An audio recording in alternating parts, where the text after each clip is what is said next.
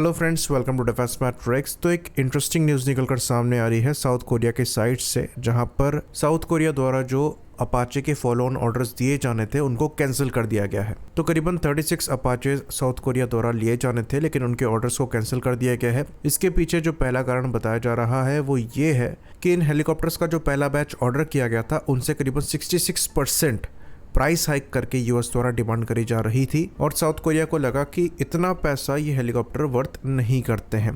ये इंटरेस्टिंग इसलिए भी हो जाता है क्योंकि हमने कल ही बात करी थी कि कैसे यूएस द्वारा P8I के लिए 50% ज़्यादा लास्ट डील से डिमांड किया जा रहा है। बाकी इन हेलीकॉप्टर्स को लेकर कुछ इश्यूज भी आते हैं और ये काफ़ी एक्सपेंसिव भी हैं। कैपेबल ज़रूर है, पर अब कैपेबिलिटी पर भी क्वेश्चन उठ रहे हैं। इसके पीछे रीज़न ये है कि रशिया यूक्रेन वॉर में जो अटैक हेलीकॉप्टर्स हैं उन्होंने सबसे ज़्यादा डैमेज झेली है। ऑल्दो इनको इस्तेमाल अभी भी लार्जली किया जा रहा है, पर जो चीप ड्रोन्स हैं उनके अगेंस्ट में ये स्ट्रगल करते हुए नज़र आ रहे हैं। तो हेलीकॉप्टर्स अब काफ़ी ज़्यादा वल्नरेबल हो गए हैं। इनको man portable air defence system से तो खतरा है ही, अब ड्रोन से भी खतरा हो गया है।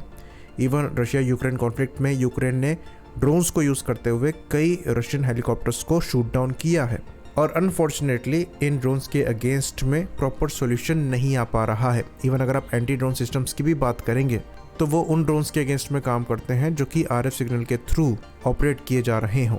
लेकिन अब रशिया यूक्रेन कॉन्फ्लिक्ट में फाइबर ऑप्टिक ड्रोन्स का ज़्यादा इस्तेमाल होने लग गया है, जिसकी वजह से वो फाइबर ऑप्टिक के थ्रू ऑपरेट किए जाते हैं और इनको जैम करना इम्पॉसिबल हो गया है। ऑल्दो रेंज लिमिटेशंस आ जाती हैं, पर फिर भी काफ़ी सिग्निफिकेंट रेंज तक वो ड्रोन्स इस्तेमाल किए जा सकते हैं। और ख़ासकर अगर अटैक हेलीकॉप्टर को आप अटैक रोल के लिए इस्तेमाल कर रहे हैं तो उसे थोड़ा लो फ्लाई करना पड़ता है, और ऐसे ड्रोन्स की रेंज में ये अनफॉर्चुनेटली आ जाते हैं।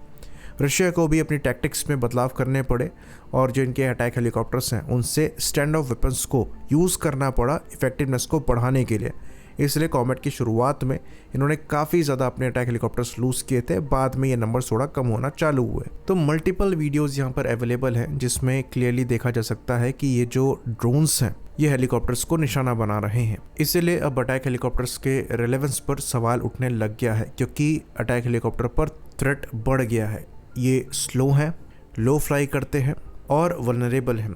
रोटर के पास एक ब्लास्ट हेलीकॉप्टर को गिरा देता है और उसमें पायलट के बचने के चांसेस भी खत्म हो जाते हैं। इवन आप FPV ड्रोन्स को यूज़ करते हुए इन्हें चेज भी कर सकते हैं। तो जिस तरीके का पहले इनका डोमिनेंस हुआ करता था, अब वो लेवल नहीं है। मैन पैड्स पहले भी खतरा थे, उनके अगेंस्ट में सॉल्यूशन भी है, पर आप स्वार्म ड्रोन्स के अगेंस्ट में क्या करेंगे? अगर मल्टीपल FPV ड्रोन्स एक अटैक हेलीकॉप्टर के अगेंस्ट में छोड़ दिए जाते हैं तो आप एक बार में कितने ही ड्रोन्स गिरा लेंगे। और ख़ास बात यहाँ पर यह है कि आप उनको जैम भी नहीं कर सकते, क्योंकि ये फाइबर ऑप्टिक का इस्तेमाल कर रहे हैं। तो सवाल यहाँ पर उठना चालू हो गया है कि क्या अटैक हेलीकॉप्टर्स पर इतना पैसा खर्च करना सेंस बनाता है जब ये इतनी वल्नरेबिलिटीज़ के साथ आ रहे हैं। और शायद इसलिए साउथ कोरिया द्वारा अपाचे के जो फॉलो ऑन ऑर्डर दिए जाने थे उनको कैंसिल किया गया है। तो जो एरियल वॉरफेयर है वो पूरी तरीके से चेंज हो चुका है। ऑपरेशन सिंदूर के दौरान भी हमने देखा कि स्टैंड ऑफ वेपन्स का इस्तेमाल किया गया, चाहे टारगेट्स को डिस्ट्रॉय करना हो, चाहे एनिमी के एयरक्राफ्ट को टारगेट करना हो।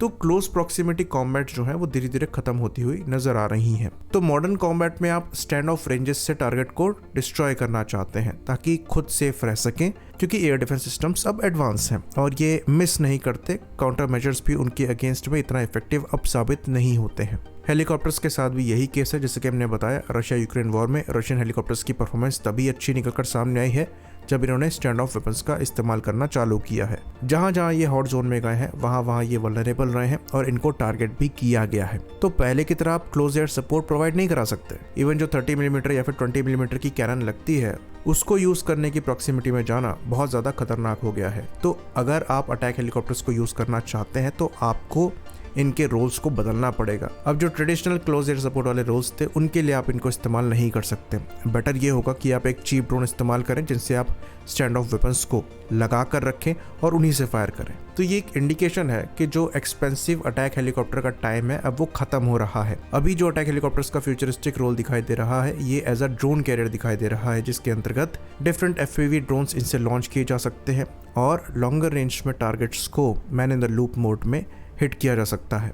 अदरवाइज आप लॉन्चिंग नेशंस को इनसे लॉन्च करेंगे। तो हमने इसकी शुरुआत कर भी दी है, अपने मी-17 हेलीकॉप्टर से स्पाइक एनलॉस जैसी मिसाइल्स को इंटीग्रेट किया है, पर अब यहाँ पर रिक्वायरमेंट एग्जिस्ट करती है कि अटैक हेलीकॉप्टर्स को लेकर अब हम चीज़ों पर विचार करें और उस डायरेक्शन में हम काम करने की कोशिश करें जहाँ से इनका एक्चुअल में फ़ायदा उठाया जा सकता है। जैसे कि एक फील्ड हो सकती है लॉन्चिंग म्यूनिशंस को शूट करने के लिए। तो इजराइल और ईरान के कॉन्फ्लिक्ट में ये हमने देखा है कि अपाचेस का इस्तेमाल किया गया था शायद ड्रोन्स को शूट डाउन करने के लिए। तो ये स्लो मूविंग लॉन्चिंग म्यूनिशंस को शूट करने के लिए इस्तेमाल किए जा सकते हैं, ये इनकी एक फील्ड है। दूसरा, ये लॉन्चिंग म्यूनिशंस को लॉन्च करने के लिए इस्तेमाल किए जा सकते हैं। इवन FPV ड्रोन्स का भी यहाँ पर रूम एग्जिस्ट करता है, इनसे आप स्वार्म ड्रोन्स भी लॉन्च कर सकते हैं। तो इस डायरेक्शन में हमें काम करने की रिक्वायरमेंट है और ये आज से ही है। तो इस पूरे डिस्कशन से ये चीज़ क्लियर हो जाती है कि अब अटैक हेलीकॉप्टर्स में ज़्यादा पैसा लगाना सेंसलेस है। अच्छा हुआ इंडियन आर्मी द्वारा खाली 6 ही अपाचेस के ऑर्डर दिए गए। SCH प्रचंड के डेफिनेटली बड़े ऑर्डर्स हैं, लेकिन उनके रोल्स को रीडिफाइन करना भी ज़रूरी है।